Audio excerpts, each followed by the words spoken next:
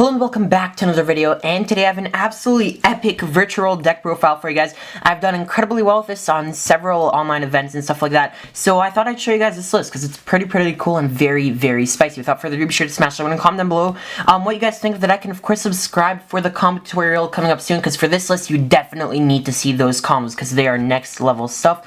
Also be sure to join the Discord server, link in the description, where if you guys have any questions about the deck, you can ask me immediately. Without further ado, let's hop straight into the video. Alright, so first off, we're running 3 copies of my Yuhime Lulu. I think this is very self-explanatory. Lulu is by far the best one, being a searcher. It's going to be a very streamlined deck profile to tell you exactly what you need and why. So Lulu is by far the best one, and you want to prioritize getting Lulu to your hand as fast as possible. Next, we have 3 copies of Lao Lao. Lao Lao is amazing. It's basically a monster reborn, and it's an extender. Being a level 6 tuner is extremely important for the deck, and I really do enjoy having Lao Lao at 3. Definitely, you need this at 3. Next, we have our non-tuner level 6. We have 3 copies of Kieran Lily. Lily is a great card. I really enjoy Lily. Obviously, this is a foolish burial for the deck, and all of them summon themselves from the hand. So, very standard, self-explanatory stuff for virtual. 3 copies of Gigi. Gigi is our level 3 non-tuner. Very good card. Basically, Gigi summons itself, and it's a foolish, and then in the end phase it adds a card from the graveyard to the hand. Don't forget that because it does come up a ton. And yeah, Gigi is a very great card, and I do think you need to max out on all 4 of the virtual worlds at 3 because they are so powerful. Sorry for my dog barking.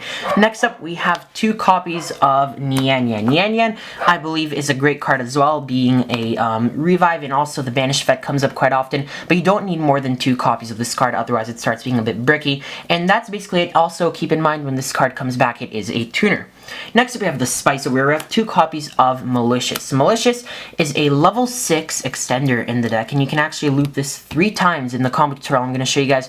And this is a very cool card because a level 6 that you can pitch with the King Long Search and all that. So drawing this is not a brick, and you also send this from deck to graveyard with Beatrice, which is a very cool effect. So there are some crazy combos you can do with this, and I really love having this card. So be sure to stay tuned for those combo videos. Next, we have 1 copy of Fossil Dynap Pachycephalo. So this is crazy. This is my win condition with the deck. You have a searchable way to get to this and summon it to your board, and on top of that, backed up by Shen, Pop, Crystal Wing, Negate, and so on. It's incredibly powerful, and I really recommend you guys try this out, and I'm gonna show you guys why this is so good in the combo video. Next up, 1 copy of Driver to go along with our 3 copies of Gamma. Yes, I'm running Gamma in the main deck because if they ash your Lulu while you have it in hand, you can go Gamma and then summon both the Lulu and the Gamma in your turn, which is really sick, and also it's very good against in the opponent's turn going second. Next, we have 3 copies of Ash Blossom and Joy Spring. Ash is an incredible card. In my opinion, it's the best hand trap ever made. Definitely a 3 of. I'm running a very heavy hand trap lineup over here for this. We have 3 copies of Ghost Bell. Bell is broken in this format against decks like Desperate, Hit, Brandon Red, and so on, and it's really good. I really like having Bell at 3. And finally, we have 2 copies of Infinite Impermanence in the main deck. This is a total of about, I think, 11-ish hand traps. I really do like it. I think this is the right way to play the deck. It's very powerful, and I really like having these in here. Next up, we have 3 copies of Virtual World Kowloon. Kowloon is the best card. Obviously, it gets you to your Chuche directly, which is an additional form of interruption, and you set it to trigger your Crystal Wing, your Zolkin, which is very good. 3 copies of King Long. I really recommend running 3 copies of this card. It's great for resource, and also the on-field effect can come up quite a bit. Next, we have 1 copy of Pot of Desires. Desires is broken, obviously draw 2, banish 10, very powerful, and I really do enjoy the card. We have 1 copy of E-Telly. This is an interesting choice because I know a lot of people like it at 3. I find that 1, it's good because opening several copies of this card is not that good, and on top of that, I really do like it at 1 for consistency purposes, and also not to clog up everything just on Yan Yan and stuff like that, because I do prefer seeing names over this card. Next up, for our final 3 cards, we have 2 copies of Chuche and 1 copy of Zanwu. 2 and 1, I think this is super standard. Once again, you don't want to brick on this, and this is a very cool card. And then the graveyard effect, modulate by 3 is broken, and then obviously this is a revive.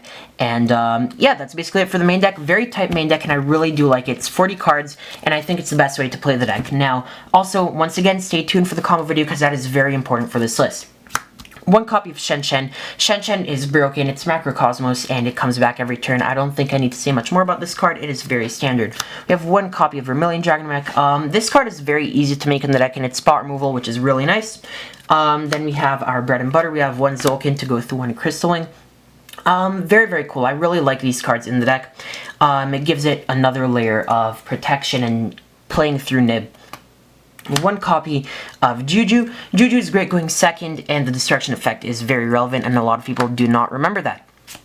Next up we have one copy of Coral Dragon and one copy of Stardust Charge Warrior. I did lose my Coral Dragon, so I'm just proxying it for you guys, but yeah, so Coral Dragon is broken because it's a tuner, and Charge Warrior is a non-tuner, so these are both what you need for Zul'Kin. You make one of them depending on what you already have. If you already have a tuner, you make the other one, and if you don't have a tuner, you make the tuner.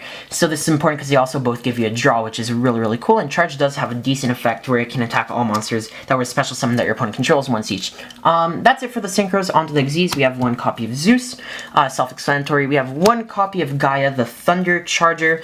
Gaia is really cool, actually. You can overlay it over a rank 5 or 6 material and then transfer the material state, and it also does piercing, so that's pretty interesting, but it gives you an extra material to go into Zeus. One copy of Ptolemy. Ptolemy is obviously a great card.